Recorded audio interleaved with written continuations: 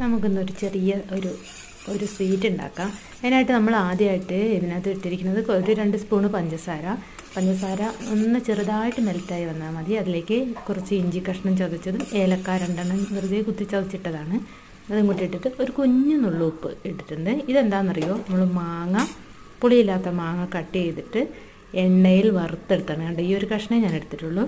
എണ്ണയിൽ വറുത്തെടുത്തതാണ്. കുറച്ച് നെയ്യും കൂടെ ചേർത്തിട്ടുണ്ട്. കുറച്ച് നെയ്യും കൂടെ ചേർത്ത് നല്ലപോലെ വറുത്തെടുത്തിട്ടുണ്ട്. അത് നമുക്ക് ഈ ഇങ്ങനെ ഒരു ഒട്ടൽ പരുവാകുന്ന ആ പഞ്ചസാരയിലേക്ക് ഇട്ട് കൊടുത്തിട്ട് നല്ലപോലെ ഇളക്കി യോജിപ്പിക്കുക. എന്നിട്ട് അതൊന്നൊരു കഷ്ണം ഒന്ന് ഉണങ്ങിയ പോലെ ആയി വരുമല്ലോ, നമ്മൾ തീയൊക്കെ ഓഫ് ചെയ്ത് കഴിയുമ്പോൾ അതൊന്ന് ഉണങ്ങിയ പോലെ ആയി വരും. അപ്പോൾ ഈ കുട്ടികൾ മിഠായിയൊക്കെ ചോദിക്കുമ്പോൾ നമ്മൾ ഇതെടുത്ത് കൊടുക്കണം. നല്ല ടേസ്റ്റാണ്, നല്ല രസമുണ്ട് തിന്നാനായിട്ട്.